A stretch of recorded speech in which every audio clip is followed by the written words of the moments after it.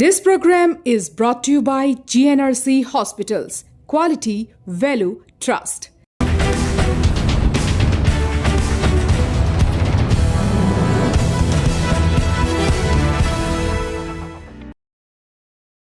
মায়াজমেলৰ মজিয়ালে আপোনাক জনাইছোঁ আন্তৰিক আদৰণি প্ৰিয় দৰ্শক। এই মুহূৰ্তত আমি সৰ্থেবাৰী ৰাজহ চক্ৰৰ চাৰ্কুল অফিচাৰ অৰ্থাৎ চক্ৰ বিষয়াৰ কাৰ্যালয়ৰ সন্মুখত উপস্থিত। সৰ্থেবাৰীলৈ মায়াজমেলৰ প্ৰতিজন দৰ্শকক আন্তৰিক স্বাগতম। প্ৰিয় দৰ্শক, মাজে সময়ে খবৰ কাগজ অথবা টেলিভিশ্যনত আমি সকলোৱে খবৰ পাওঁ যে সৰ্থেবাৰীৰ কাঁহ শিল্প সাংঘাতিক সংকটত পৰিছে। তাৰপিছত বাতৰিটো পুনৰ নোহোৱা হয়। আকৌ বহুদিনৰ মূৰত আকৌ বাতৰি ওলায় গভীৰ সংকটত সৰ্থেবাৰীৰ কাঁহ শিল্পৰ শিল্পীসকল। শেহতীয়াকৈ মুখ্যমন্ত্ৰী ডক্টৰ হিমন্ত বিশ্ব শৰ্মাই ঘোষণা কৰিছে যে সৰ্থেবাৰীৰ কাঁহ শিল্পীসকলক সকাহ দিয়াৰ উদ্দেশ্যেৰে কেতবোৰ আঁচনি হাতত লোৱা হ'ব আৰু লগতে সৰ্থেবাৰীত এখন কেবিনেট সভা অনুষ্ঠিত হ'ব। ডক্টৰ শৰ্মাৰ নৱগঠিত কেবিনেটৰ সদস্যসকল সকলো সৰ্থেবাৰীলৈ আহিব, বিষয়াসকল সকলো সৰ্থেবাৰীলৈ আহিব আৰু ইয়াত কাঁহ পিতলৰ শিল্পীসকলৰ লগত তেওঁলোকে প্ৰত্যক্ষভাৱে আলোচনা কৰিব। আজিৰ পৰা 30-35 বছৰ আগৰ কথা আমি দেখিছিলোঁ উজনি অসমৰ গাঁৱে গাঁৱে ভাৰ পাচি লৈ সৰ্থেবাৰীৰ কঁহাৰসকলে ব্যৱসায় কৰিছিল। যেতিয়া শীতকাল নামি আহে তেতিয়া এই সৰ্থেবাৰীৰ পৰা যোৱা কঁহাৰসকলে উজনি অসমৰ ডিব্ৰুগড়, তিনিচুকীয়া, শিৱসাগৰ, যোৰহাট, গোলাঘাটত একোটা শিবিৰ পাতি গাঁৱে গাঁৱে কাঁহ পিতলৰ বাচন বিক্ৰী কৰিছিল। আজি সেইদিন নোহোৱা হ'ল। দোকান হ'ল, প্ৰত্যেকখন চহৰত কাঁহ পিতলৰ বাচনৰ দোকান আছে, কিন্তু তৎসত্ত্বেও সৰ্থেবাৰীৰ কাঁহ শিল্প, পিতল শিল্প আজি সংকটৰ গৰাহত বুলি প্ৰতি বছৰেই ঋতুৱে ঋতুৱে অভিযোগ উঠে। আজি আমি মেজমেলৰ মজিয়াত আলোচনা কৰিম আচল কি কাৰণত সৰ্থেবাৰীৰ কাঁহ শিল্পটো সংকটত পৰা যেন অনুভূত হৈছে আৰু ইয়াৰ সমাধান সূত্ৰে শিল্পীসকলে, কঁহাৰসকলে কি বিচাৰিছে আমি সেই বিষয়ে আলোচনা কৰিবলৈ অগ্ৰসৰ হ'ম সৰ্থেবাৰীলৈ। আহক আগবাঢ়ো সৰ্থেবাৰী অভিমুখে, চাই থাকিব মেজমেল।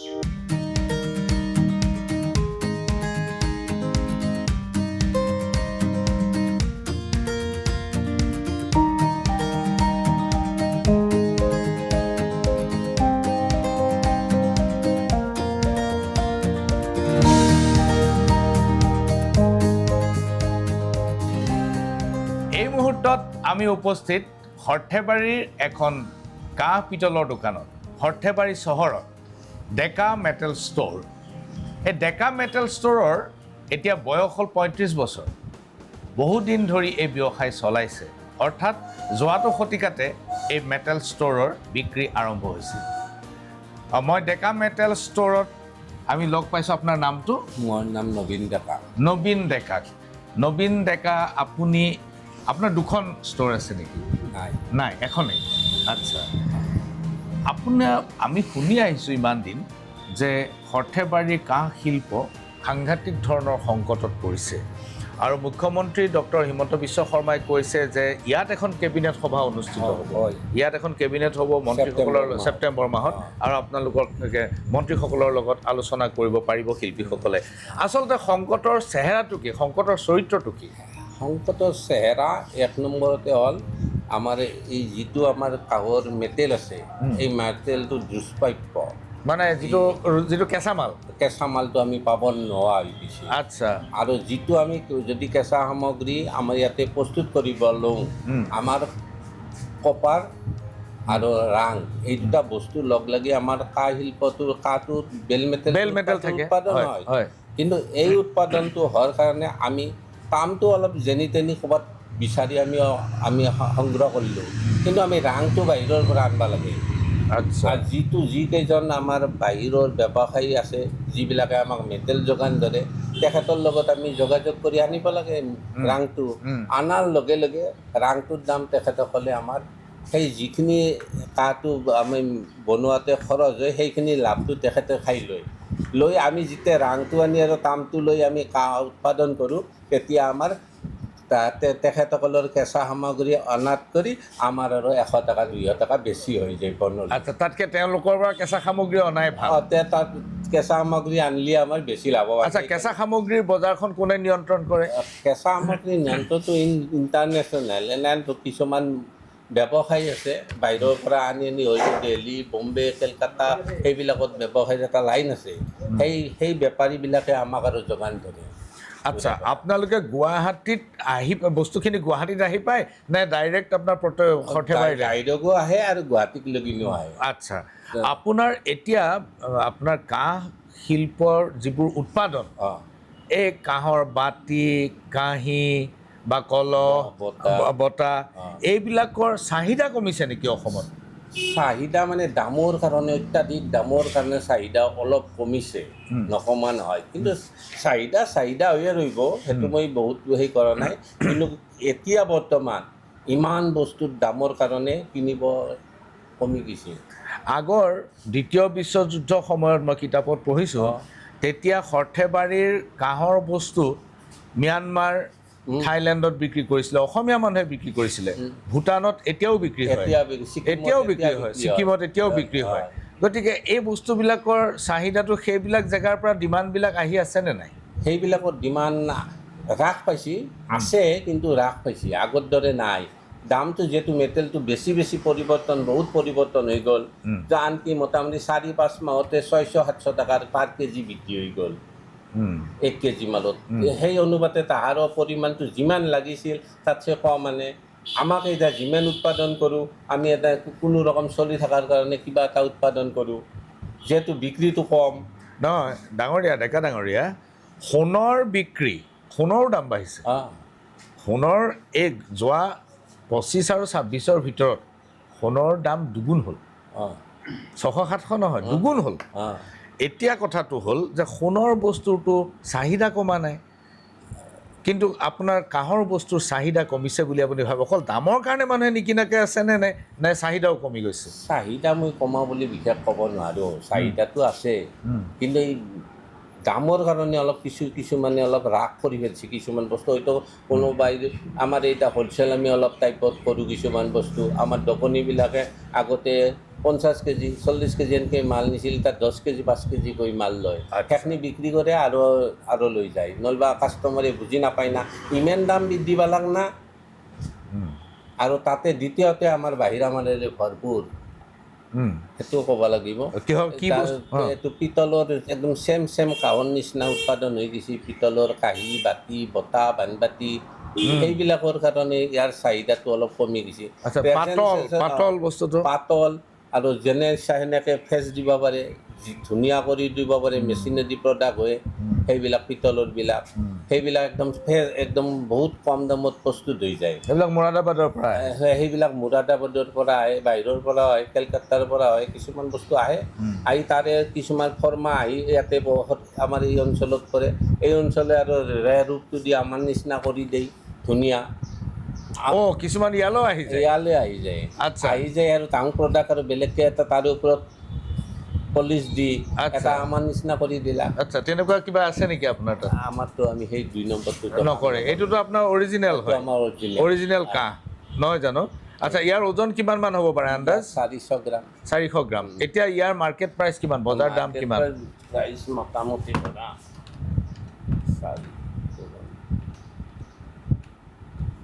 1020 টকা। 400 গ্ৰাম, আধা কিলোও নহয়, 400 গ্ৰামৰ মেকিং চাৰ্জ ধৰি নহয় জানো? এইটো হ'লচেল প্ৰাইচ নে? এইটো আমাৰ হ'লচেল প্ৰাইচ। হ'লচেলত আপোনাৰ কিমান ক'লে? 1020 টকা, 1020 টকা। আচ্ছা, যদি আপুনি কোন সময়ৰ পৰা আপোনাৰ মেটেৰিয়েলৰ দাম বাঢ়িছে বুলি কৈছে, কেঁচা মালৰ দাম? মেটেৰিয়েলৰ দাম মোটামুটি ধৰক অক্টোবৰ নৱেম্বৰৰ পৰা। এই যোৱা অক্টোবৰ নৱেম্বৰৰ পৰা বাঢ়িছে। তাৰ আগতে দাম কিমান আছিলে? তাৰ আগতে মোটামুটি ধৰক 600-700 টকা কম আছিল পাৰ কেজি। এতিয়া পাৰ কেজি দাম কিমান? এতিয়া পাৰ কেজি তোমাৰ 1950 টকা। 1950 কেঁচা সামগ্ৰী। আচ্ছা, 1950 টকা। কেঁচা সামগ্ৰী আপুনি কিমানত পালে আপোনাৰ বস্তু ভাল চলিব বুলি সেইটো ক'ব নোৱাৰি, সেইটো সেনেকৈ ক'ব নোৱাৰি। কম আমাৰতো কম যিমান হয় সিমানেই ভাল হয়, হয় বুজিছে? সেইটো আপেক্ষিক সেইটো মই সেইটো কথা ক'ব নোৱাৰোঁ। কিমানত ভাল পালে ভাল হ'ব, কিমানত বেয়া পালে বেয়া হ'ব। হয়। হয়তো যদি এই মাৰ্কেটত চলি যায়, এই মাৰ্কেটতো ভাল হৈ যাব পাৰে। চাহিদা যিহেতু আছে বস্তুটোৰ, গোটেইটো একদম হেৰি হোৱা নাই। হয় কাঁহৰ মালে কিনিব বিচাৰে, কিন্তু হয়। বাহিৰা মালটো যেতিয়া যদি অহাটো বন্ধ হৈ যায় হয়। বা প্ৰডাক্টটো ইয়াতে পিতলৰ মালটো অলপ যদি কম চলি যায়, হয়। তেতিয়া কিন্তু আমাৰ কাঁহৰ মালটো আৰু চাহিদা বেছি হৈ যাব। পিতলৰ মালটো বন্ধ কৰাটো এক নম্বৰ কথা এক নহয়, নম্বৰ কাৰণ কম্পিটিশ্যনত পিতলৰ লগত আপুনি নোৱাৰে। আমি নোৱাৰোঁ। বাহিৰৰ পৰা অহা পিতলৰ লগত আপুনি প্ৰতিযোগিতা কৰিব নোৱাৰে, নোৱাৰোঁ। সি দামৰ ক্ষেত্ৰতে হওক বা চেহেৰাৰ ক্ষেত্ৰতে হওক। নোৱাৰোঁ। বহুত ধন্যবাদ ডেকা ডাঙৰীয়া, আপোনাক লগ পাম। Thank U.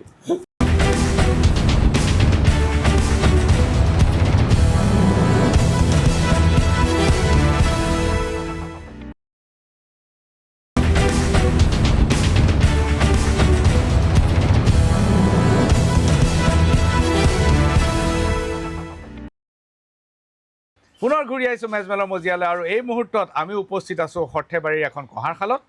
আৰু এতিয়া ইয়াত যিবোৰ সামগ্ৰী নিৰ্মাণ হৈ আছে, এই সামগ্ৰীবিলাকৰ ফিনিচিঙৰ কাম প্ৰায় চলি আছে।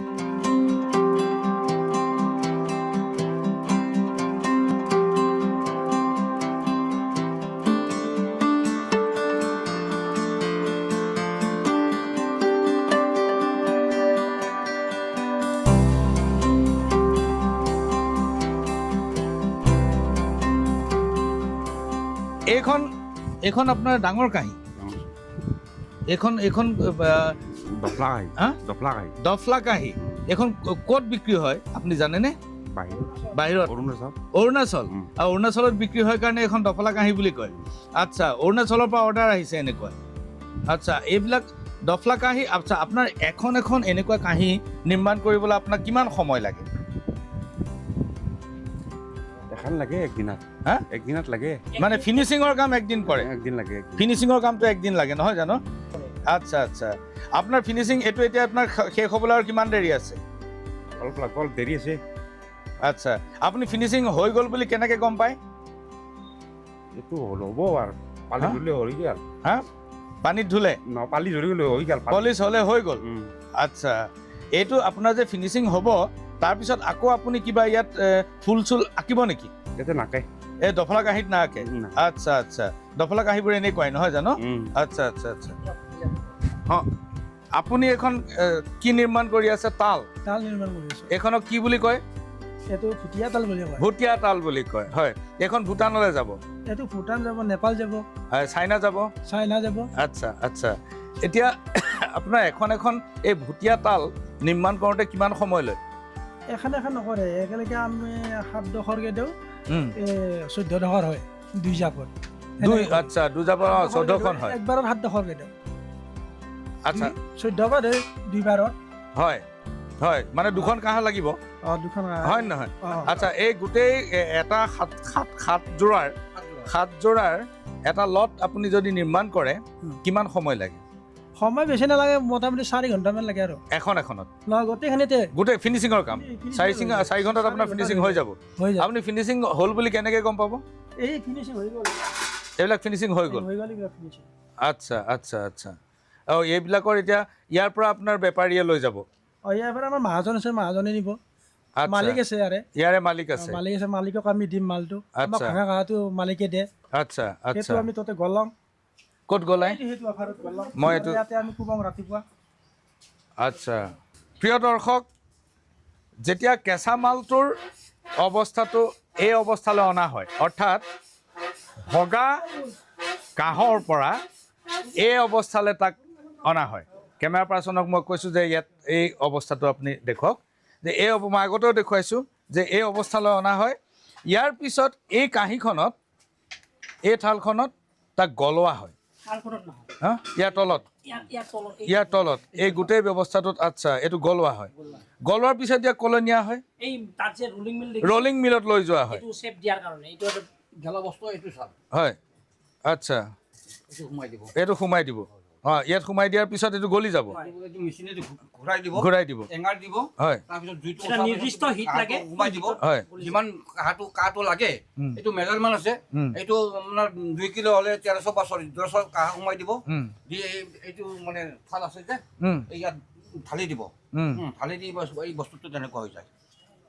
আচ্ছা ভগা কাহৰ পৰা এই অৱস্থালৈ আনে আৰু ইয়াক লৈ যোৱা হ'ব ৰলিং মিললৈ ৰলিং মিলত তাৰপিছত চেপ দিয়া হ'ব যিমান আচ্ছা। তাৰমানে কিমান এনচি লাগিব হয়। এই এনচিটো কোৱা যাব আৰু ৰলিং আচ্ছা। মিলত চেপ দি কহাৰে ইয়াত পিটি পিটি এনেকুৱা কৰিব ক'ত পিতে এই ইয়াত এইটোত পিতে এইটোত পিটি আচ্ছা আচ্ছা আচ্ছা অঁ এই শালখনত পিটি পিটি ইয়াক এই ৰূপ দিয়া হয় হয় হয় আচ্ছা আচ্ছা আৰু ইয়াৰ পিছত ফিনিচিঙলৈ যায় তাৰপিছত ফিনিচিং হৈ যায়। আচ্ছা আচ্ছা এতিয়া এই গোটেই প্ৰক্ৰিয়াটোত আপুনি ক'ব পাৰিবনে যে গোটেই প্ৰক্ৰিয়াটো ধৰি লওক এই গলোৱাৰ পৰা হয় গলোৱা ৰলিং মিলত চেপ দিয়া হয় তাৰপিছত আনি পিটা হয় পিটি পেলাই ফিনিচিং হয় এই গোটেইখিনি কামত এখন মানে এযোৰা হয় কাঁহত ভুটীয়া কাঁহত কিমানমান সময় লৈগে ইয়াত গোটেইখিনি প্ৰচেছটো যদি আপুনি চাই 2 দিন লাগিব গোটেইখিনি আচ্ছা। গেলোৱাৰ পৰা ৰলিং মিললৈকে ইয়াত, 2 দিন লাগিব সময় অঁ 2 দিন লাগিব এইটো ছাৰ মানে এই মানুহ 4জন ইয়াত বহিব, অঁ কোহাৰজন ইয়াত বহিব, অঁ তাত মানে পৰা দিব, পৰা দি ইয়াত ধৰিব, অঁ তেনেকে ধৰি পেলাই এই বস্তুটো মানে বনোৱা যায়। আচ্ছা এইটো এনেকুৱা ধৰিব ছাৰ, এনেকুৱাকে ধৰিব বস্তুটো আপোনাক এক্সাম্পলতে দেখাই দিছোঁ। হয় এনেকে ধৰিব, অঁ এইটো বহি পেলাই এনেকে ধৰিব, এইটো হাতদি মাৰিব, এইটো যিটো হোৱাৰ পিছত অঁ আকৌ থৈ দিব। এইটো বৰ্তমান এইটো মাটিৰ নিচিনা হৈ আছে। আচ্ছা এই বস্তুটো এতিয়া জুইত আমি বস্তুটো কামটো কৰি পেলাই আকৌ পানীত পেলাই দিব লাগিব, অঁ এইফালে পানী পানীত আছে পেলাই দিব লাগিব, তাৰপিছত আচ্ছা এইটো পাৰ হৈ যাব, এইটো ভাঙি নাযায়। ভাগি নাযায় তেতিয়া নাযায়। এতিয়া সি ভঙাৰ হেৰি আছে ইয়াত মানে আস্তাকে কোবাই দিলে ভাঙি যাব। আচ্ছা আচ্ছা আচ্ছা এইটো মাটিৰ নিচিনা হৈ আছে। মাটিৰ নিচিনা হৈ আছে আচ্ছা সেইখন কিন্তু নাভাঙে, সেইখন এতিয়া হৈ গৈছে। সেইখন হৈ গ'ল সেইখনৰ মানে প্ৰচেছ হৈ গৈছে গতিকে এইখনৰ ফিনিচিং বাকী আছে এতিয়া হ'লে আৰু আচ্ছা আচ্ছা আচ্ছা এই গোটেই নিৰ্মাণ প্ৰক্ৰিয়াটোত এযোৰ কাঁহ এই কাঁহত 4-5 দিন সময় লাগি যায় এযোৰত 7যোৰ একেলগে কৰে অৰ্থাৎ 14 পাত বৰকাহ আৰু এইবিলাক চব বিদেশলৈ যায় মোক এটা কথা কওকচোন আপোনালোকে যে বিদেশলৈ যায় হয় ছাৰ। বিদেশলৈ আপোনালোকে ডাইৰেক্ট এক্সপৰ্টটো নকৰে প্ৰত্যক্ষভাৱেতো আপোনালোকে ৰপ্তানি নকৰে নকৰে। ইয়াৰ পৰা বস্তু কোনে নিয়ে এটা মালিক আছে ছাৰ, এইটো আচ্ছা। মালিকে ভঙা কাঠটো দিয়ে আমাৰ গুৱাহাটী শিল্পীসকলক হয় আমি মানে যিমান চাইজৰ মাল লাগে সেই মালটো বনাই দিয়া যায়। আৰু সেই স্পেচিফিকেশ্যন তেওঁলোকে দিয়ে যে ইমান চাইজৰ লাগিব হয়, হয়, হয়। এনেকুৱা লাগিব হয় হয় হয়। আচ্ছা এই মালিকবিলাক কোন মালিক বৰ মানে হয় সৰ্থেবাৰীৰে। সৰ্থেবাৰীৰ সৰ্থেবাৰীৰে আচ্ছা এইটো সমবায় সংঘৰ ভিতৰত নপৰে নপৰে নপৰে নপৰে, এইটো বাহিৰা বাহিৰা। আচ্ছা এইটো কঁহাৰ সমবায় সংঘই এই কাঁহৰ বস্তু এনেকুৱা তাল নিৰ্মাণ কৰে নে নকৰে তালটো অসমীয়া তালটো বনাই, আচ্ছা এতিয়া ভুটীয়া তালটো তেওঁলোকে ক্ৰয় নকৰে। আচ্ছা হা, মানে এইটো যিবোৰ আমাৰ এই- এক্সপৰ্টৰ কাৰণে বস্তু সেইবিলাক মানে আপোনালোকে নবনায় কাৰণ তেওঁলোকে ক্ৰয় নকৰে ক্ৰয় নকৰে না, এইটো তোমাৰ তেওঁলোকৰ আণ্ডাৰে যদি চেল নহয়, আচ্ছা সমবায়ৰ আণ্ডাৰে নহয়, এইটো প্ৰাইভেট মালিক আছে। হয় এই যিটো ভুটীয়া মাল, হয় এই ভুটীয়া মালটো প্ৰাইভেট মালিকে এইটো মানে মালটো ষ্টক কৰি পেলাই এইটো মালটো লৈ যায়, নেপাল যায়, ভূটানো যায়, দাৰ্জিলিং যায়, হয় এই তিবেত মানে যায় তিব্বত যায় তিব্বত ছাৰ হেৰি হয়, এইটো তাৰমানে নেপালৰ পৰা ক্ৰয় কৰে। আচ্ছা নেপালৰ মালটো ষ্টক হয়, নেপালৰ পৰা তেওঁলোকে মানে ক্ৰয় কৰে। এইটো এক প্ৰকাৰ স্মাগলিং পাকিস্তান যায়, আচ্ছা পাকিস্তানলৈ যায় হয় হয়। আচ্ছা আৰু অৰুণাচল যায় অৰুণাচলতো এইটো মাল যায়, হয় কাঁহীখন কাঁহী যায়। কাঁহী যায়, আচ্ছা। বাতি আছে তাৰ লগত, আচ্ছা এইবিলাক বস্তু অৰুণাচলত যায়। আচ্ছা তেওঁলোকে যে মালটো কেঁচা মালটো দিয়ে অঁ ৰাং তামটো দিয়ে এইটো ৰাং তাম নহয় ছাৰ। নহয় ভগা কাঁহী দিয়ে ভঙা কাঁহটো দিয়ে। ভগা কাঁহটো দিয়ে হয় হয় আচ্ছা এই ভগা কাঁহটো দিয়াৰ পিছত ইয়াত গোটেইখিনি প্ৰচেছ কৰি মেলি হয়। এই শালখনৰ মালিকে উম, প্ৰতিযোৰা কাঁহত উম। কিমান দাম পাব পাৰে নহয় এইটো এটা আমাৰ মজুৰি দিয়া যায়, মজুৰি এইটো মজুৰি দিব। হা, এটা মানে নিৰিখ আছে, মজুৰি এটা সিদ্ধান্ত আছে, তাৰমানে 600 টকা বা 700 টকা পাৰ কেজি, আচ্ছা পাৰ কেজি, পাৰ কেজি। আচ্ছা 1 কিলো মালত অঁ 600 বা 700 টকা মজুৰি দিয়ে। আচ্ছা আমি যিমান কেজি মাল কনজিউম কৰিব তেওঁলোকক দি দিম, দি দিম। তেওঁলোকে আমাক শ্লিপ দিব লিখি পেলাই, অঁ। ইমান কেজি মাল আমি আজি পালোঁ। তেওঁলোকক জমা দিলোঁ, হয় আমিও মালটো লিখিম, তেওঁলোকেও লিখিব, তেনেকুৱা চিষ্টেম। আমি কিবা এটা পইচা আনিলোঁ 5,000 4,000, এইটো আনি আমি প্ৰচেছ বস্তুবিলাক কৰিলে লগাই আমি অঁ। পৰিয়াল চলি গ'ল, অঁ লাষ্টত হিচাপটো লাষ্টত হয়। আচ্ছা কেঁচা মাল লোৱাৰ সময়তে আপুনি এটা এডভান্স লৈ লয় 5-6 হাজাৰ টকা এডভান্স লৈ লয় প্ৰচেছ কৰি কেঁচা মাল জমা দি বাকীখিনি টকা লয় এবাৰ এটা লটত আপোনালোকে কিমান টকাৰ মাল জমা দিয়ে মালটো ধৰক ডেইলি মালটো বনালে Daily sell হয়। ডেইলি চেল হয় নহয় মালিকে ৰাখিব এইটো মালিকে ৰাখিব ডেইলি মালিকৰ পৰা ডেইলি চেল নহয় মালিকে মালটো ষ্টক কৰিব বুজিলোঁ আপোনাৰ ইয়াৰ পৰা ডেইলি গুচি যাব আচ্ছা আচ্ছা আমাৰ যোন মালিকে বনাব দেই হয়। সেই মালিকক দিব মালিক একজন নহয়তো আচ্ছা। 2-3জন মালিক আছে আচ্ছা গোটেই মালিকে যেতিয়া বনাব দিব হয়। আজি বোলে অমুক মালিকক মালটো আমি বনাই দিলোঁ এইটো মালিকৰ অৰ্ডাৰ আছে হয় কালি হয়তো বেলেগ মালিকক দিলে বনাব তেওঁলোকে মালটো ষ্টক কৰিলে ষ্টক কৰি মালটো নেপাললৈ পঠাই দিলে আচ্ছা আচ্ছা কানেকশ্যনটো তেওঁলোকৰ আমাৰ নহয় বুজিছোঁ আমি মালিকৰ লগতে আমাৰ কানেকশ্যন নেপালৰ কানেকশ্যন মালিকৰ লগত বুজিছোঁ আপোনালোকে প্ৰত্যক্ষভাৱে ব্যৱসায় কৰিলে আৰু বেছি লাভৱান হ'ব না আমাৰতো সেইটো আৰু মানে কানেকশ্যন নাথাকে আমাৰ শিল্পীখিনিতো আপুনি জানে সদায় তেনেকুৱা, সদায় দুৰ্বল গতিকে আমি কৰ্মটো বন্ধ হ'লে আমি খাব নাপাওঁ গতিকে চলি কামটো থাকিব কৰিলে লাগিব। চলি থাকিব লাগিব গতিকে কেঁচা মালো তেওঁলোকে দিব দিব এতিয়া কেঁচা মাল যিহেতু তেওঁলোকৰ হাতত আছে আপোনালোকে তেওঁৰ ওচৰলৈ যাবই লাগিব যাব লাগিব যাব লাগিব বহুত ধন্যবাদ ধন্যবাদ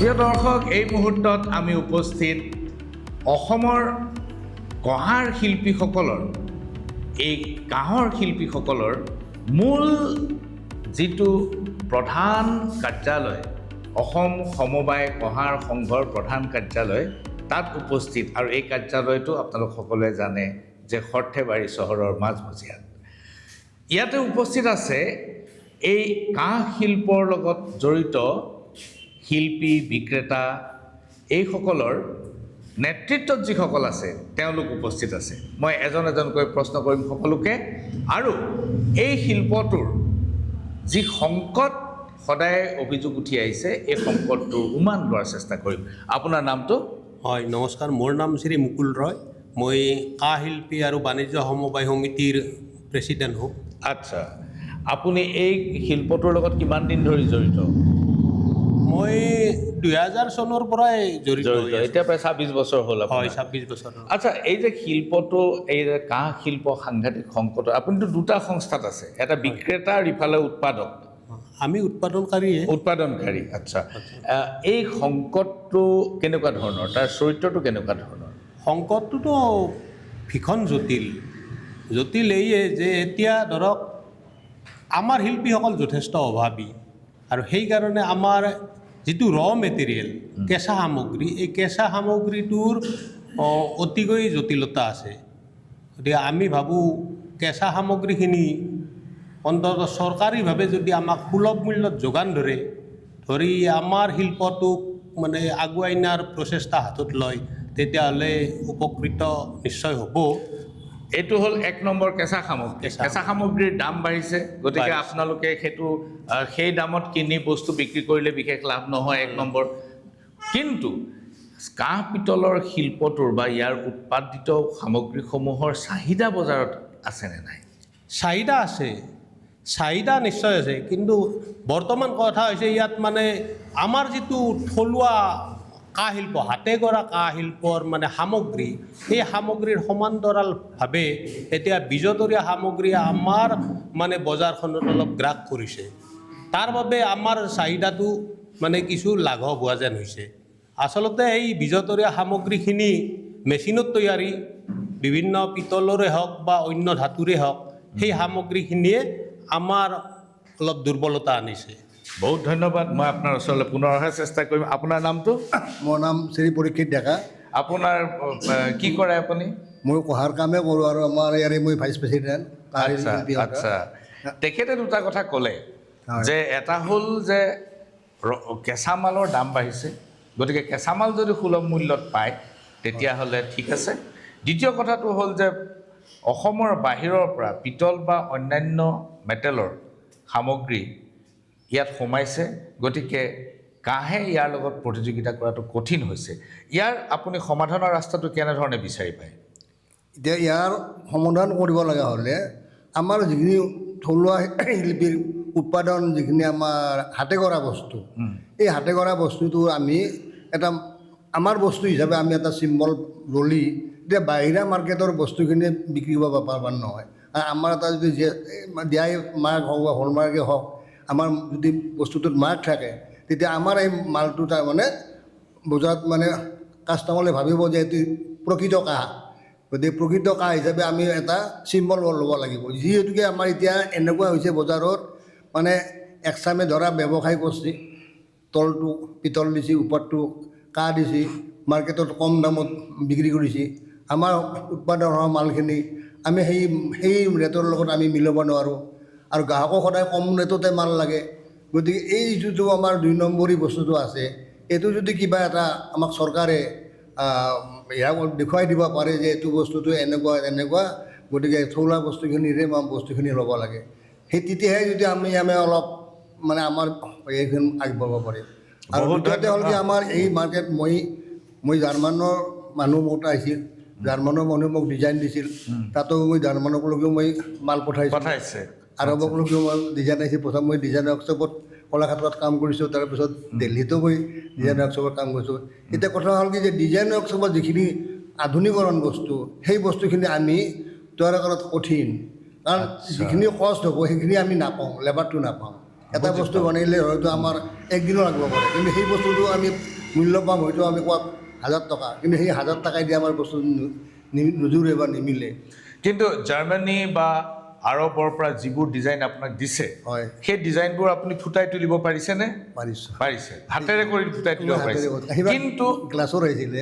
আচ্ছা, কিন্তু আপুনি সেই যিটো মূল্য আপুনি আশা কৰিছে সেই মূল্যটো পোৱা নাযায়। সেই মূল্যটো পোৱা নাযায়, কাৰণ সেইটো হ'ল আন্তঃৰাষ্ট্ৰীয় বজাৰ। আমাৰ সেই যিটো জাৰ্মানৰ ডিজাইন দিছে, সেই ডিজাইনটো আমাৰ ইয়াত ইণ্ডিয়াত বা অসমত নচলিব। কিন্তু তেখেতে মাৰ্কেটখন কৰিম বুলি কৈছিল, কিন্তু আমি আৰু অভাৱী মানুহ, আমি তাৰ লগত কম্পিট কৰিব নোৱাৰিলোঁ বা চাপ্লাই দিব নোৱাৰিলোঁ। সেইকাৰণে এনেকৈ মানে বস্তুটো দ্বিতীয়তে হ'ল কি আমাৰ এতিয়া মই এটা আপোনাক কওঁ, আমি এতিয়া আমাৰ বৃদ্ধ হৈছোঁ, আমি 70 বছৰ। গতিকে আমাৰ শিল্পীবিলাকৰ যিমানে বয়স আহে সিমানে শ্বাস কফ বা বাকী বেমাৰ কাম কৰিবলৈ সক্ষম হয়। গতিকে যদি আমাক চৰকাৰে 60 বছৰৰ ওপৰত যদি এটা পেঞ্চন হিচাপে যদি দিয়ে, তেতিয়া শিল্পী পেঞ্চন হিচাপে, তেতিয়া আমি হয়তো আমাৰ তলৰ কামে ভাবলা হৈ যায়, আগৰ মানুহখিনি পেঞ্চন পায়, আমিও এই কামটো তলত জড়িত কৰোঁ। গতিকে সেনেকৈ এটা যদি পেঞ্চন দিয়ে চৰকাৰে, আমিও সেইটো বহুত কম কৰোঁ। বহুত ধন্যবাদ।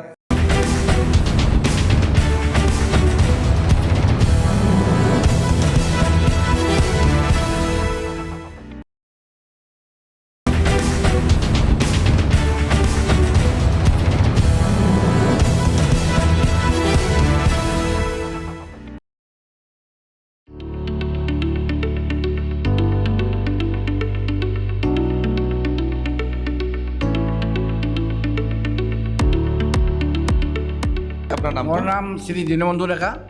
মই এই মানে শিল্পী সন্থাৰ প্ৰেচিডেণ্ট আছিলোঁ, আৰু সমবায়ৰো মই প্ৰেচিডেণ্ট আছিলোঁ।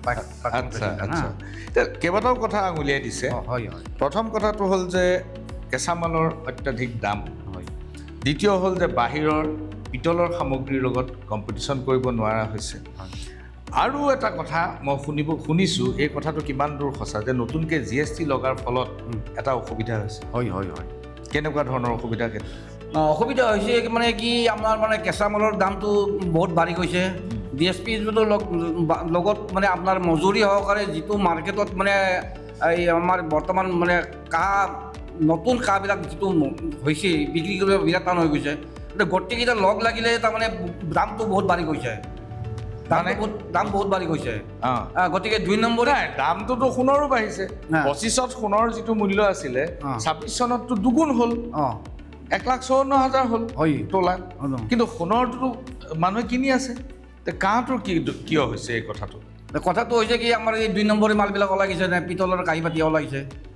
পিতলৰ কাঁহী বাতিবিলাক মানে এইটো বন্ধ কৰিব লাগে।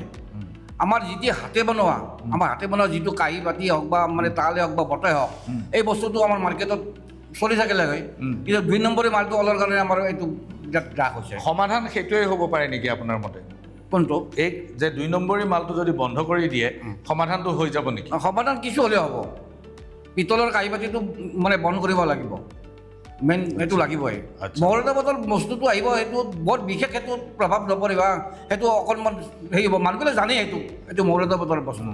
এতিয়া আমাৰ যিটো মাৰ্কেটত যিটো কাঁহৰ বস্তুটো পিতলৰ বুলিও বিক্ৰী কৰি আছে কিছুমানে, সেইটো তোমাৰ ডাঙৰ সমস্যা। পিতলৰ বস্তুটো কাঁহ বুলি বিক্ৰী কৰি আছে, বাহিৰত কৰে, আমাৰ সৰ্থেবাৰীত নহয়। হয়, বুজিছোঁ। কিন্তু অসমৰ বাহিৰত মানে সৰ্থেবাৰীৰ বাহিৰত এইটো হয়। আপোনাৰ নামটো? নমস্কাৰ, মই হিমান পাটৰি, মই এজন কাঁহ শিল্পী হয়। পোনপ্ৰথমে মই ৰাজগুৰু ডাঙৰীয়াৰ সৈতে আপোনাৰ এই আজি যিটো আমাৰ এই পদাৰ্পণ কৰিছে এই জাতীয় কঠীয়াতলী সৰ্থেবাৰীত প্ৰাকৃতিকৰ সদৌদী সাংবাদিক তথা অসমবাসী ৰাইজক পোনপ্ৰথমে ধন্যবাদ জ্ঞাপন। আপুনি কওক যে এই ইছ্যুটোৰ মই দেখিলোঁ যে কেইটামান কথা একেবাৰে স্পষ্ট। কেঁচামালৰ দাম বাঢ়িছে, হয়, বাহিৰৰ পৰা অহা পিতলৰ সামগ্ৰী কাঁহ বুলি বিক্ৰী কৰিছে বা মানুহে চিন্তা পাই পেলাই কিনিছে বা কম্পিটিশ্যন হৈছে। এতিয়া কথাটো হ'ল কম্পিটিশ্যন বজাৰত থাকিবই, নিশ্চয় প্ৰতিযোগিতা থাকিবই। সেই প্ৰতিযোগিতাৰ মাজত আপুনি শিল্পটোক কেনেকৈ আগুৱাই নিয়াৰ কথা চিন্তা কৰিছে? নিশ্চয়, মই ভাবোঁ যে আমাৰ এই কাঁহ শিল্প অসম তথা বিশ্বৰ বুকুত জীয়াই থাকিব লাগিলে বজাৰত যেতিয়া বস্তুৰ চাহিদা আছে, দাম বৃদ্ধিৰ লগে লগে চাহিদা আছে যেতিয়া, এতিয়াও কিন্তু সৰ্থেবাৰীৰ আৰ্হিৰ যিসমূহ সামগ্ৰী বজাৰত মেলি দি আছে সেইবোৰ নিশ্চয় বিক্ৰী হৈ আছে, আমি দেখিছোঁ। আৰু যাৰ ফলস্বৰূপে আমাৰ আৰ্হিৰ অন্য ধাতুৱে বজাৰত বস্তুখিনি আমাৰ হ'ব বুলি কৈ বজাৰত বিক্ৰী কৰিছে। তাৰমানে আমি এইটো প্ৰত্যাহ্বান কৰিছোঁ যে আমাৰ হাতে কৰা থলুৱা শিল্পৰ যিটো সৰ্থেবাৰীৰ ডিমাণ্ড, এই ডিমাণ্ডটো আজিৰ তাৰিখতো বজাৰত আছে। কিন্তু এই চাহিদাৰ প্ৰতি লক্ষ্য ৰাখি কিছুমান ব্যক্তি বা কোনোবা যিকোনো আমাৰ পেটৰ তাৰণাত যোৱা শিল্পী বা কিছুমান ব্যক্তি ব্যৱসায়ী কেন্দ্ৰিকে হওক, এইবিলাক মেলি দিয়াৰ ফলত সাধাৰণ গ্ৰাহকে কিন্তু ইয়াক আৰু দামমতে বুজি নাপায়, দামটো কম পোৱাৰ ফলত সেইটো কিনি আছে। মই ভাবোঁ যে বজাৰত যেতিয়া সৰ্থেবাৰীৰ কাঁহ শিল্প চিনাক্তকৰণ হৈ যাব, ভাৰত চৰকাৰে যিহেতু ইতিমধ্যে আমাক GI টেগ প্ৰদান কৰিছে, তেতিয়া মই ভাবোঁ যে এই GI টেগ প্ৰদানৰ ফলত সৰ্থেবাৰীৰ থলুৱা কঁহাৰ শিল্পীয়ে বনোৱা কাঁহৰ সামগ্ৰী বুলি যেতিয়া গ্ৰাহকবিলাকে পঠিয়ান যাব, নিশ্চয়কৈ তেখেতসকলে সৰ্থেবাৰীৰ এই হাতে কৰা কাঁহৰ বাচন বৰ্তন কিনিব। চাওক, একেটা সমস্যা গামোচাৰ ক্ষেত্ৰতো আছে। হয়, গামোচাই GI টেগ পাইছে, কিন্তু গামোচা হাতে বোৱা গামোচা আৰু মেচিন অ'ভেন যে মেচিনত বোৱা গামোচা, এই দুটাৰ মাজত পাৰ্থক্য আছে। এতিয়া মেচিনত বোৱা গামোচাখন মানুহে 100 টকাই কিনি পেলায়, কাৰণ বস্তুটো দাম কমত পায়, আৰু বহুত সংখ্যক গামোচা যাক লাগে তেওঁলোকে মেচিনত বোৱা গামোচাখন কিনি লয় আৰু আমাৰ হাতে বোৱা গামোচাখন নিকিনে। দ্বিতীয় কথাটো হ'ল চৰকাৰে মেচিনত বোৱা গামোচা বা মেচিনত বোৱা কাপোৰ নিষিদ্ধ কৰিছে, সময়ে সময়ে চেক হয়, কিন্তু বন্ধটো কৰিব পৰা নাই। এনে অৱস্থাত আপুনি কেনেকৈ শিল্পটোক জীয়াই ৰখাৰ কথাটো ভাবে? তাৰ আমি সেয়েহে আপোনালোকৰ মাধ্যমৰ জৰিয়তে আমি আগতেও কৈছোঁ যে আমাৰ প্ৰতিজন অসমীয়া বা ভাৰতীয়ক আমি এইটো কথা ক'ব বিচাৰোঁ যে এই জাতীয় কলা সংস্কৃতিৰ যে কঠীয়াতলী সৰ্থেবাৰী, ইয়াৰ সংস্কৃতি এই ঐতিহ্য ধৰি ৰখাৰ স্বাৰ্থত চৰকাৰৰ ৰাজকীয় সাহায্য বা চৰকাৰী আঁচনিৰ উপৰিও প্ৰতিজন অসমীয়াই এই স্বাভিমান এই শিল্পটোক জীয়াই ৰখাৰ স্বাৰ্থত তেখেতসকলে মেচিনাৰী সামগ্ৰী বৰ্জন কৰি আমাৰ শিল্পটোক যদি আঁকোৱালি লয়, দামৰ কথা নাভাবি যে অত্যন্ত এই চহকী হৈ থাকক বিশ্বৰ বুকুত এই সৰ্থেবাৰী ঐতিহ্যমান কাঁহ শিল্প, এই কথাটো প্ৰতিজন অসমীয়া বা প্ৰতিজন ভাৰতীয়ই যদি নিজৰ অন্তৰৰ পৰা খোপনি পুতি ইয়াক আঁকোৱালি লয়, তেতিয়াহ'লে কিন্তু মেচিনাৰী সামগ্ৰী যদিও বজাৰত থাকে সেইবিলাক বন্ধ হৈ সৰ্থেবাৰীৰ কাঁহ শিল্প কিন্তু থাকিব বুলি মই ভাবোঁ। বহুত ধন্যবাদ। মই সম্ভৱ হ'বলৈ আপোনাৰ ওচৰলৈ আহিম।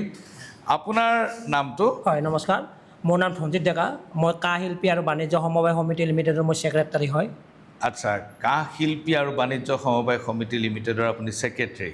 হয়, আপুনিতো বহুত গুৰুত্বপূৰ্ণ পদবীত আছে। আমি সভাপতিৰ লগত কথা পাতি আহিলোঁ, আৰু মই ভাবিছোঁ যে আপোনালোকৰ গোটেইকেইজনে এটা কথাই কৈছে, যিকেইটা সমস্যা কৈছে, আৰু কৈছে যে যদি কেঁচামালৰ ওপৰত ৰাজ সাহায্য দিয়া হয়, কেঁচামালটো যদি কমত যোগান ধৰা হয় তেতিয়াহ'লে হ'ব। কিন্তু কথাটো হ'ল ডাঙৰীয়া যে ৰাজ সাহায্য চবতে দিয়ে।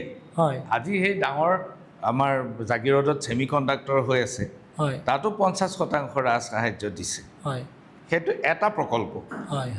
এতিয়া গোটেই শিল্পটোক যেতিয়া ৰাজ সাহায্য দিব, তেতিয়াতো কেৱল ৰাজ সাহায্য পাবৰ কাৰণে কিছুমান মানুহে এই শিল্পতলৈ আহিব, আৰু কেৱল ৰাজ সাহায্যৰ লোভতে ফৰ্ম ফিল আপ কৰি ৰাজ সাহায্য উলিয়াই লৈ গুচি যাব। এতিয়া আপুনি মোক কওকচোন যে ৰাজ সাহায্য অবিহনেওতো বহুত ব্যৱসায় চলি আছে, সোণৰ ব্যৱসায়ততো কোনো ৰাজ সাহায্য নাই, নহয় জানো? গতিকে আপুনি কেনেকৈ জীয়াই ৰখাৰ কথাটো কল্পনা কৰে? হয়, এতিয়া চাওক, আপুনি কথাটো ঠিকেই কৈছে যে ৰাজসাহাৰ্য দিলে সমস্যা সমাধান হৈ নাযায়। এতিয়া আচলতে আমাৰ গোটেইখিনি এটাই কথা হ'ব, মই সম্পাদক হিচাপে এইটো কথাই ক'ম যে এতিয়া আমাৰ শিল্পটোক জীয়াই ৰাখিব লাগিলে একমাত্ৰ আমাৰ কেঁচা মালৰ আমাৰ যিটো মূল্যবৃদ্ধি সেইটো ৰোধ হ'ব লাগিব, আৰু বজাৰত যিবিলাক নকল সামগ্ৰী ইতিমধ্যে আমাৰ বজাৰত চলি আছে সেইটো বন্ধ হ'ব লাগিব। আৰু সেইটো বন্ধ কেনেকৈ হ'ব? আমাক ইতিমধ্যে চৰকাৰে GI-টেগ প্ৰদান কৰিছে। এই GI-টেগ যদি আমি প্ৰদান কৰিব পাৰোঁ, আমাৰ GI-টেগ যদি লাগু হৈ যায়, তেতিয়াহ'লে হয়তো এই নকল সামগ্ৰীৰ আৰু যিটো অৰিজিনেল সামগ্ৰী ক্ৰেতাই মানে চিনি পাব। আৰু এতিয়া বেছিভাগ ক্ৰেতাৰ সেইটোও হৈছে, বেছিভাগ ক্ৰেতাই মানে সেইটো চিনিও পোৱা নাই। কাৰণ এইটো কিয় চিনিব? আমাৰ চকুতে এইটো হৈছে যে আমাৰ সৰ্থেবাৰীত এনেকুৱা ক্ৰেতা আহে যে অৰিজিনেল কাঁহৰ সামগ্ৰী আমাক দিব দেই, আমাক কিন্তু মেচিনৰ সামগ্ৰী নিদিব। আমি তেনেকুৱা ক্ৰেতা পাইছোঁ ইতিমধ্যে। সেয়ে যদি চৰকাৰখনে আমাক যদি এই GI-টেগটো সম্পূৰ্ণভাৱে কৰি দিয়ে, GI-টেগৰ গোটেই যাৱতীয় কাম কাজ কৰি আমাক GI-টেগটো লগাব পৰা কৰি দিয়ে, আমি কিছু সুখী হ'ম। আৰু চৰকাৰে আমাক যিটো ৰাংটাম কেঁচা মালৰ কাৰণে যদি আমাক ৰাংটাম সুলভ মূল্যত যোগান ধৰি আমাক যদি ইয়াক উৎপাদন কৰিব পৰা এটা উৎপাদিত শক্তি আমাক বঢ়াই দিব পাৰে, চৰকাৰে বঢ়াই দিব পাৰে, তেতিয়াহ'লে আমি কিছু উপকৃত হ'ম বুলি আমি বিশ্বাস কৰিব পাৰোঁ। কথাটো হ'ল যে কুপাৰ, হয়, ৰাং, হয়, আৰু কি লাগে? তাম লাগে। হয়, এই তিনিটা ধাতুৰ নাই ৰাং আৰু তামত আমাৰ কাঁহ হয়। ৰাং আৰু তামেৰে কাঁহ হৈ যায়। হয়, হয়। আচ্ছা, আপোনাক কুপাৰ দৰকাৰ নাই? কুপাৰটো হয়, তাম। হয়। আচ্ছা, এতিয়া কথাটো হ'ল ৰাং আৰু তামেৰে আপোনাৰ হৈ যায়। হয়। এতিয়া আপোনালোকে কৈ আছে যে তামটো মেনেজেবল, কিন্তু ৰাংটো মেনেজেবল নহয়। ৰাং আপুনি পোৱাটো টান, আৰু ৰাঙৰ দাম বাঢ়িছে। এতিয়া কথা হ'ল যে ৰাঙৰ যিটো বজাৰ মূল্য, সেই বজাৰ মূল্যটো বজাৰ মূল্যই থাকিব, তাক কমোৱাৰ কি ৰাস্তা আছে? সেইটোৱেই কথা। সেইদিনাখন আজি কিছুদিন আগত আমাৰ মুখ্যমন্ত্ৰী মহোদয়ে কৈছে তেখেতে যে তেওঁলোকক ৰাংটোক যোগান ধৰিব লাগিব, ৰাংটোক যোগান ধৰিব পাৰে, তাম ৰাং যোগান ধৰিব লাগিব, আৰু তাম ৰাং যোগান ধৰিলে তেওঁলোকে কাঁহ উৎপাদন কৰিব পাৰিব। আমাৰো সেইটোৱে আমাৰ এতিয়া খোপনি যে আমাক যদি মুখ্যমন্ত্ৰী মহোদয়ে অৰ্থাৎ এইখন চৰকাৰে যে তাম আৰু ৰাংটো আমাক যিকোনো প্ৰকাৰে আমাক সুলভ মূল্যত যোগান ধৰিব লাগিব, অন্যথা যদি আমাক তাম ৰাং এনে তেওঁলোকে দিব বিচাৰে সেই বজাৰ মূল্যতে, তেতিয়াহ'লে কিন্তু আমি উপকৃত নহওঁ, 100% আমি উপকৃত নহওঁ। আকৌ আমাৰ আগৰ দৰে অৱস্থা হৈ থাকিব। এতিয়া যিদৰে ভঙা কাঁহৰ দাম 2000 টকা পাইছেগৈ, ঠিক তেনেকৈ তেতিয়াও সেই 2000 হয়তো বেছিও হৈ যাব পাৰে, কাৰণ ডাঙৰ মূল্যটো বেছি হৈ যাব। সেইকাৰণে আমি তেতিয়া কিন্তু উপকৃত নহওঁ। বহুত ধন্যবাদ। মই সম্ভৱ হ'লে আপোনাৰ ওচৰলৈ আহিম। আপোনাৰ নামটো? নমস্কাৰ, মোৰ নাম হিৰণ্য কুমাৰ ডেকা, অসম কঁহাৰ শিল্পী সংস্থাৰ সম্পাদক। অসম কঁহাৰ শিল্পী সংস্থাৰ সম্পাদক। আচ্ছা, ডেকা ডাঙৰীয়া, সকলোৱে কৈছে যে ৰাং আৰু তাম যদি সুলভ মূল্যত দিয়ে তেনেহ'লে শিল্পটো বাচিব, আৰু বাহিৰৰ পৰা অহা এই পিতলৰ সামগ্ৰীৰ লগত প্ৰতিযোগিতাটো নোহোৱা কৰিব লাগিব, কাৰণ মানুহে চিনি নাপাই পেলাই সস্তা দামত পিতলৰ সামগ্ৰী পাই কিনি পেলায়। GST এটা কেনেকুৱা ধৰণৰ সমস্যা হ'ব পাৰে আপোনাৰ সন্মুখত? চাওক, GSTৰ সমস্যা এটা হৈছে, আমাৰ যিখিনি শিল্পীয়ে আমাৰ থলুৱা শিল্পীয়ে বনাই আছে কাঁহৰ মাল, সেইখিনিত আমাৰ বৰ্তমান GST লাগি আছে। অসম সমবায় কঁহাৰ সংঘত আমি 5% GST দি আছোঁ, কিন্তু যিবিলাক সামগ্ৰী বাহিৰৰ পৰা আহি আছে, বিজয়ী সামগ্ৰী, মানে আমাৰ হুবহু আমাৰ মানে ডিজাইনৰ পিতলৰ সামগ্ৰী, কিন্তু সেইবিলাকত বৰ্তমান GST লগা নাই। আচ্ছা, গতিকে মই ভাবোঁ মানে আমাৰ যিটো বহিৰাগত মানে ব্যৱসায় কৰি আছে পিতলৰ সামগ্ৰী, সেইটো বন্ধ কৰিব লাগে। আৰু সেইটো যদি বন্ধ কৰি দিয়ে তেতিয়া GST লাগিলে আমাৰ বিশেষ অসুবিধা নহয়, কাৰণ কাঁহৰ মালত তেতিয়া সকলো ব্যৱসায়ী মানে GST ল'ব লাগিব। এতিয়া অকল আমাৰ অসম সমবায় কঁহাৰ সংঘতে GST লাগি আছে, কিন্তু অন্য ব্যৱসায়ীসকলে যিবিলাক মাল বিক্ৰী কৰিছে তাত কিন্তু GST নাই।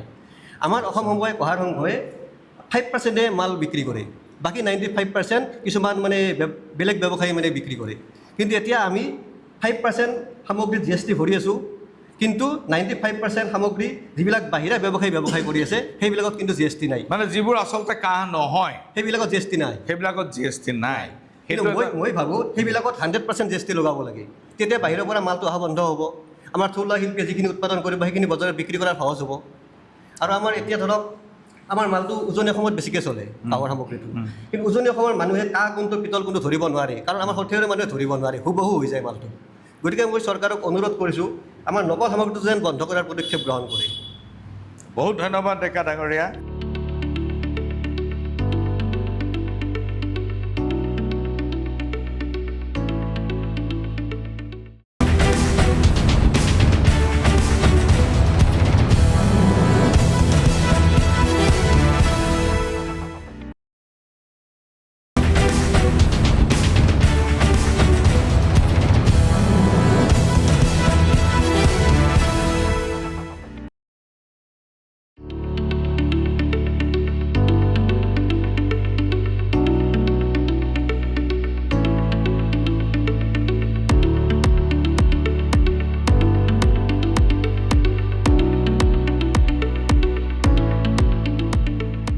পুনৰ ঘূৰি আহিছোঁ মাইজ মেলৰ মজিয়ালৈ আৰু এই মুহূৰ্তত আমি উপস্থিত আছোঁ সৰ্থেবাৰীৰ এখন অতি পুৰণি কাঁহৰ সামগ্ৰীৰ বিক্ৰেতা প্ৰতিষ্ঠান অসম শিল্পালয়।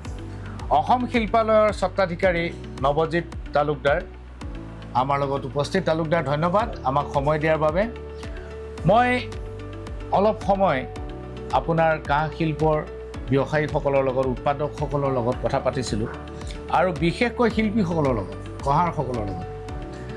কিন্তু কাৰো মুখত মই কোনো ইতিবাচক প্ৰতিচ্ছবি দেখা নাপালোঁ, কোনো পজিটিভ কোনো কথা নাই। এবছৰ আগলৈকে যিটো শিল্প একেবাৰে সাংঘাতিক ধৰণৰ শিল্প আছিল, আজি এবছৰৰ ভিতৰত ইয়াৰ অৱস্থাটো অত্যন্ত বেয়া হৈ গৈছে। আপুনি, মই কাৰণসমূহ তেওঁলোকে কিছুমান কৈছে, কিন্তু আপুনি কি ধৰণে বিশ্লেষণ কৰে, যিহেতু ব্যৱসায়টোত আপুনি দীৰ্ঘদিন জড়িত? প্ৰথম কথা হৈছে কি, আমাৰ যিটো মূল্যবৃদ্ধি এবছৰ আগতে 1100-1200 টকা আপোনাৰ ভেঙা কেঁচা মালৰ দাম আছিলে পাৰ কিলো। আজিৰ তাৰিখত আপোনাৰ 2000+। এবছৰতে দুগুণ হৈ গ'ল। গতিকে মূল্যবৃদ্ধি হোৱাৰ কাৰণে আমাৰ গ্ৰাহকসকলে মালখিনি আঁকোৱালি নোলোৱা হৈছে, মানে বিশ্বাস নকৰে ইমান দাম বাঢ়ি গৈছে বা দিব নোৱাৰা হৈছে গ্ৰাহকে ইমান দামৰ কাৰণে। আমি যেতিয়া বিক্ৰী কৰিব নোৱাৰোঁ তেতিয়া আমি কেঁচা সামগ্ৰী কেনেকৈ কিনিম? আমাৰ বিক্ৰী হ'লে আমি কেঁচা সামগ্ৰী কিনি আমাৰ শিল্পীসকলক দিম। আজি আমাৰ বেয়া লাগে, আমাৰ শিল্পীসকলৰ অৱস্থা যিটো হৈছে, আপুনি গৈছে যদি নিজে গম পাইছে, মানে 80-90% মানে শাল যিবিলাক বনায় শিল্পীয়ে, সেইবিলাক কমপ্লিট বন্ধ হৈ গৈছে। গতিকে আমি ভাবোঁ যে আৰু এতিয়া আপোনাৰ GST লাগিছে 5% আমি GST দি আছোঁ, তাতে আৰু গ্ৰাহকে আৰু মূল্যবৃদ্ধিটো বাঢ়ি যায়। তাৰ বাবে আমাৰ বেচা কিনা একদম মানে মন্দা অৱস্থা এতিয়া। নাই, কিন্তু তালুকদাৰ, এটা কথা মোক শিল্পীসকলে কৈছে যে সৰ্থেবাৰীত দৈনিক 7000 কিলোৰ সামগ্ৰী উৎপাদন হয় আৰু 7000 কিলোৰ চাহিদা আছে। এই 7000 কিলোৰ ভিতৰত এতিয়া কেঁচামালৰ অভাৱত বাৰু বহুত বন্ধ হৈ গৈছে। এতিয়া 7000 কিলোৰ ভিতৰত কিন্তু 2000হে সৰ্থেবাৰীৰ আচল উৎপাদিত সামগ্ৰী আৰু 5000 কিলোৰ সামগ্ৰীয়ে বাহিৰৰ পৰা অহা পিতলৰ ৰংচঙীয়া বস্তু, যিবোৰ গ্ৰাহকে কাঁহৰ বস্তু বুলি কিনি পেলায়, কাঁহ আৰু পিতলৰ পাৰ্থক্য নুবুজি। গতিকে এই 5000 কিলোৰ বস্তু কিন্তু সৰ্থেবাৰীৰ মাজেদিয়ে গৈছে। এই ধৰণৰ এটা সমান্তৰাল ব্যৱসায় চলি আছে। এই প্ৰসংগত আপুনি কি কয়? যিটো আমাৰ শিল্পীসকলে কৈছে যে এটা ভেজাল কাঠ মানে কাঁহৰ কোনো ভেজাল মানে আমাৰ ডাইৰেক্ট কাঁহী বাতি বা এইখিনি নাথাকে। আজিকালি ওলাইছে কিছুমান আমাৰ নিচিনা ব্যৱসায় কৰি থকা বুলি আমি গম পাইছোঁ মানে শিল্পীসকলৰ মাজত। যেনেকৈ বানকাঁহীৰ আপোনাৰ ওপৰ চিঙা মেচিনত বনাই আনি কাঁহৰ দিয়ে, তলৰ চিঙা পিতলত ঢালি বনায়। এনেকুৱা বটাৰ বনাই আছে। যেনেকৈ আপোনাৰ আমাৰ অসমীয়া যিখিনি কাঁহী বাতিৰ মানে জেৰক্স, মানে অৰিজিনেল কাঁহী বাতি, সেই জেৰক্স টাইপ ডুপ্লিকেট পিতালত বনাই আছে। তো সেই পিতালৰ সামগ্ৰীখিনি আপাৰ আছামত মানে ছাপ্লাই দি আছে। দিয়াৰ বিনিময়ত মানে আমাৰ গ্ৰাহকে কিছুমানে ঠগ খাইছে, কিছুমানে কমত পাইছে, সেইটো আঁকোৱালি লৈছে। লোৱাৰ বিনিময়ত আমাৰ যিটো অৰিজিনেল সামগ্ৰী সেইখিনি ক'ৰবাত ৰৈ গৈছে। আচ্ছা, এতিয়া কেঁচা মালটো নিয়ন্ত্ৰণ কৰে একাংশ মহাজনে। আজিকালি ৰাংটাম বুলি কোনো কেঁচা মাল নাই। আজিকালি পুৰণা কাঁহী বাতিৰ পৰাই এইটো ৰিপ্ৰচেছিং কৰে, ৰিচাইক্লিং কৰে। এতিয়া এই মহাজনসকলে যি ধৰণৰ বস্তু বিচাৰে, সেই ধৰণৰ মজুৰি আৰু সামগ্ৰী তেওঁলোকে দিবলৈ বাধ্য। এইটোৰ পৰা কেনেকৈ মুক্তি পাব তেওঁলোকে? কাৰণ এইটো মেটেৰিয়েলৰ যদি নিয়ন্ত্ৰণটো, কেঁচা মালৰ নিয়ন্ত্ৰণটো যদি এছাম ব্যৱসায়ী হাতত থাকে, তেতিয়াহ'লেতো সাধাৰণ মানুহে মেটেৰিয়েল নাপাবই, কেঁচা মাল নাপাবই। এই ক্ষেত্ৰত আমাৰ অসমৰ সন্মানীয় মুখ্যমন্ত্ৰী ডাঙৰীয়াই এটা পদক্ষেপ ল'বলৈ, যিটো পদক্ষেপ মানে যেনেধৰণৰ আমাৰ শিল্পীসকলক আলোচনা কৰি মানে কাঁহা বনোৱাৰ কাৰণে যিটো ট্ৰাং আৰু টাম লাগে, অতি সুলভ মূল্যত যদি আমাৰ শিল্পীসকলক যোগান ধৰে, লগতে যিটো কয়লা লাগে এঙাৰ, সেইটোও যদি সুলভ মূল্যত মানে আমাৰ শিল্পীসকলক যোগাৰ কৰি দিয়ে মাননীয় মুখ্যমন্ত্ৰী ডাঙৰীয়াই, তেতিয়াহ'লে আমি ভাবোঁ কিছু দাম কমিব। যিটো মানে মাজতে এটা মানে চক্ৰই কমিশ্যন খাই আছে, সেই কমিশ্যনটো কমি যায়। ডাইৰেক্ট শিল্পীসকলক মানে এইখিনি যোগান ধৰি দিয়ে কেঁচা সামগ্ৰী বনোৱাৰ কাৰণে, ৰাং আৰু টাম বা কয়লা, তেতিয়াহ'লে দামখিনি কমিব বুলি আমি এটা বিশ্বাস আছে। নাই, ৰাং টাম যোগাৰ ধৰি বাৰু কম দামতে দিলে, কিন্তু 2000 কেজি আচল মাল আৰু 5000 কিলো নকল মাল, এই নকল মালটোতো কেনেকৈ বন্ধ কৰিব আপুনি? এইটো নকল মালটোতো আমি কেনেকৈ ক'ম? এইটো কিছুমানে বনাই ছাপ্লাই দিছে মনে মনে। এইসকলে শিল্পীসকলেতো নিজাববীয়াকৈ কোনো একশ্যন ল'ব নোৱাৰে, আইন হাতত তুলি ল'ব নোৱাৰে। গতিকে অসম চৰকাৰলৈ আহ্বান জনাইছোঁ, যিকোনো আইনৰ গণ্ডাত আনি আমাৰ এই 2 নম্বৰী চক্ৰটো বন্ধ কৰিব লাগে আৰু আমাৰ শিল্পীসকলৰ যিটো হাতৰ পৰশত নিজৰ মানে কষ্টৰ ফলত যিটো সামগ্ৰী বনায় শিল্পীসকলক মানে এটা মৰ্যাদা পাব বুলি ভাবোঁ সেই 2 নম্বৰৰ সামগ্ৰীটো বন্ধ কৰিলে। মোক কঁহাৰ শিল্পীসকলে কৈছে, কাঁহৰ শিল্পীসকলে কৈছে যে এবছৰ আগলৈকে সৰ্থেবাৰীত ব্যৱসায়ীয়ে গিজগিজাই আছিলে, কাঁহৰ বস্তু নিবৰ কাৰণে শিল্পীসকল আহিছিল, মানে ব্যৱসায়ীসকল আহিছিল। কিন্তু এতিয়াৰ সৰ্থেবাৰীৰ যিটো চিন, যিটো প্ৰতিচ্ছবি, এই প্ৰতিচ্ছবিত কিন্তু সেইটো আমি দেখা পোৱা নাই। এই প্ৰসংগত আপুনি কি কয়? কথাটো হৈছে কি, মই প্ৰথমে কৈছোঁ আপোনাক, যিকোনো মূল্যৰ বিনিময়ত সৰ্থেবাৰীৰ কাঁহৰ মূল্য বৃদ্ধি যথেষ্ট হৈছে, ডাবল হৈছে যোৱা বছৰৰ তুলনাত। তাৰ কাৰণে এতিয়া মানুহৰ কথা হৈছে কি, বাজেট থাকে এটা বিয়াখন গ'লে খাবলৈ গ'লে এনেহেন যে 1500 টকাত এযোৰ কাঁহী বাতি দিম অৰিজিনেল। তো এতিয়া কি হৈছে আপোনাৰ ইণ্ডাষ্ট্ৰীত বনোৱাতে শিল্পীসকলে 2500 টকা পৰি যায়। তো কাষ্টমাৰ এজনে ভাবি আহে যে 1500 পাম বা 800 পাম, এতিয়া 2500 বা 3000 হৈছে। গতিকে তাৰ কাৰণে মানুহে নিকিনি অন্য সামগ্ৰী বা কেঁচা মানে নগদ ধন দিয়া মানে এটা চিন্তা চৰ্চা কৰিছে, সেইকাৰণে আমাৰ সামগ্ৰীটো বিক্ৰী হোৱা নাই। নাই, কিন্তু সৰ্থেবাৰীৰ ভৱিষ্যতটো আপুনি কি ধৰণে ভাবে? শিল্পটোৰ ভৱিষ্যত? শিল্পটো জীয়াই ৰাখিবই লাগিব আমি প্ৰত্যেকজন সৰ্থেবাৰীয়াই, আমাৰ সেইটো দায়িত্ব। লগতে অসমবাসীৰ দায়িত্ব সৰ্থেবাৰীৰ এই পুৰণীয়া শিল্পটো কেনেকৈ বচাব পাৰি আপোনালোকৰ সহায় সহযোগ কৰি মুখ্যমন্ত্ৰী ডাঙৰীয়াক অনুৰোধ জনাইছোঁ আমি, বা আপোনালোকেও অলপ সহায় সহযোগ কৰক যে এই আমাৰ যিটো শিল্পীসকলক আলোচনা কৰি মুখ্যমন্ত্ৰী ডাঙৰীয়াই কেনেকৈ আমাৰ শিল্পটো জীয়াই ৰাখিব পাৰি, তাৰ কাৰণে আপোনালোকৰ জৰিয়তে মুখ্যমন্ত্ৰীকো বিনম্ৰ আবেদন জনাইছোঁ। কিন্তু GI টেগ হৈ গ'ল, কিন্তু GI টেগ হোৱাৰ পিছতো এতিয়াও সম্পূৰ্ণ কাম বাকী আছে। আপুনি ভাবে নেকি যে GI টেগ হোৱাৰ পিছত কিবা এটা শিল্পটোৰ উন্নতি হ'ব? মই ভাবোঁ যে GI টেগ হ'লে আপোনাৰ যিটো আমাৰ নকল সামগ্ৰী এতিয়া মানে চলি থকা বুলি মুখ্যসকলে কৈছে, আপোনালোক 5000 কিলো ডেইলি উৎপাদন হয়, অৰিজিনেল 2000 হয়, যে GI টেগ হ'লে সেই নকল সামগ্ৰীটো যদি চৰকাৰে কিবা কৰি বন্ধ কৰি দিয়ে তেতিয়াহ'লে কাষ্টমাৰে ঠগো নাখায় আৰু যিখিনি মানুহে কিনিম বুলি ভাবে তেতিয়া মানে এই অৰিজিনেলে কিনিব আৰু কিনাৰ ফলত মানে কাষ্টমাৰজনো ঠগ নাখাব আৰু আমাৰ বিক্ৰী হোৱাৰ লগে লগে আমাৰ শিল্পীসকলৰো এটা মানে আশ্বাস পাব বা মানে এটা সকাহ পাব। এতিয়া যিটো ব্যৱস্থাত চলি আছে, ৰাংটাম বুলি কোনো বস্তু ইয়াত নাই। আপুনি ভগা পুৰণি কাঁহৰ পৰা আপুনি পুনৰ নিৰ্মাণ কৰি এইবিলাক বনাইছে, সামগ্ৰীবিলাক বনাইছে। এতিয়া এনেকুৱা এটা দিন আহিব, আপুনি চাব ইয়াৰ পৰা এক্সপৰ্ট হৈ আছে, ভূটানলৈ এক্সপৰ্ট হৈছে, তিব্বেতলৈ এক্সপৰ্ট হৈছে। এতিয়া এই ধৰণৰ এক্সপৰ্টবিলাকে আমাৰ একাংশ বস্তু ইয়াৰ পৰা ওলাই লৈ গুচি গৈছে। এটা সময়ত কিন্তু ভগা কাঁহৰ কিন্তু অভাৱ হৈ যাব। তেতিয়া কিন্তু কেঁচা সামগ্ৰী আপুনি কেনেকৈ ব্যৱস্থা কৰিব যদি এইটো হয়? নহয়, মই সেইকাৰণে আপোনাক কৈছোঁ যে এতিয়া কেঁচা মাল বুলি আমাৰ বাহিৰৰ পৰা ভঙা কাঁহবিলাক আহে, সেইকাৰণে আমি চলি আছোঁ। এতিয়াও বহুত মানে মূল্যবৃদ্ধি হোৱাৰ কাৰণে বস্তুটো নাটনি হৈছে। বহুতে কয় যে ভঙা কাঁহ নাপায়ে এতিয়া, মানে এনেকুৱা কিবা চান্স লৈ কিনে নাজানো, দামটো বাঢ়ি যাই আছে। গতিকে আমি সেই আপোনালোকৰ দ্বাৰা এইকাৰণে অনুৰোধ কৰিছোঁ যে কাঁহটো বনোৱাৰ কাৰণে ৰাং আৰু টাম যিটো লাগে, এইটো অসম চৰকাৰে যিটো আমাৰ শিল্পীসকলৰ লগত আলোচনা কৰি কেনেকৈ বনালে কমত পাৰি সুলভ মূল্যত যদি চৰকাৰে যোগান ধৰে, তেতিয়াহ'লে আমাৰ ভৱিষ্যতত শিল্পটো কেঁচা সামগ্ৰী টানত নপৰিব আৰু আমাৰ শিল্পটো জীয়াই থাকিব। কেঁচা মালৰ দাম কিয় বাঢ়িছে বুলি আপোনাৰ ধাৰণা? আপুনিতো ব্যৱসায়ত আছে, আপুনিতো জানিব লাগে যে কেঁচা মালৰ দাম কিয়? এতিয়া যিবিলাক বাহিৰৰ পাৰ্টি কেঁচা সামগ্ৰী আমাক যোগান ধৰে, এতিয়া আমি নাজানো, মানে সিহঁতক ক'লে কয় যে কেঁচা মালটো নাটনি হৈছে, সেইকাৰণে দাম বাঢ়ি গৈছে। গতিকে এতিয়া আমাৰ সন্দেহ যে মাজৰ মধ্যবিত্তই মানে এইটো এনেকুৱা এটা প্ৰচেছ কৰি মানুহখিনিক মিছগাইড কৰি দামটো বঢ়াই থকা যেন আমাৰ অনুভৱ হয়। আচ্ছা, মাজত কোনোবা সোমাই এইটো দাম বৃদ্ধি কৰি আছে, মানে শিল্পটোক বিপদত পেলাবলৈ নে মুনাফা বেছি ল'বৰ কাৰণে? নাই, এইটোতো নিজৰ মুনাফাৰ কাৰণে।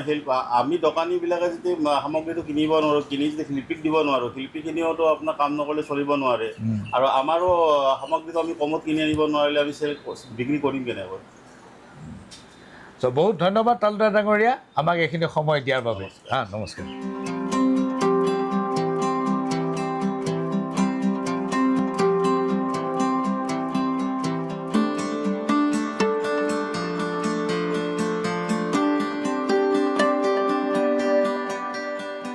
প্ৰিয় দৰ্শক, এতিয়ালৈকে আপোনালোকে সৰ্থেবাৰীৰ কাঁহ শিল্পৰ প্ৰসংগত যিখিনি দেখিলে সেইখিনি কেৱল টিপ অফ দ্য আইচবাৰ্গ, অৰ্থাৎ গোটেই সমস্যাটোৰ আৰু গোটেই শিল্পটোৰ সংকটৰ মাত্ৰ কিয়দংশ। অহা শনিবাৰে আমি আৰু আপোনালোকক একাংশ দেখুৱাম য'ত সৰ্থেবাৰীৰ কাঁহ শিল্পৰ সংকটৰ আচল ৰূপটো আপোনালোকে বুজি পাব অহা শনিবাৰে পুনৰ লগ পাম মেজমেলত আজিলৈ ইমানতে সামৰিছোঁ নমস্কাৰ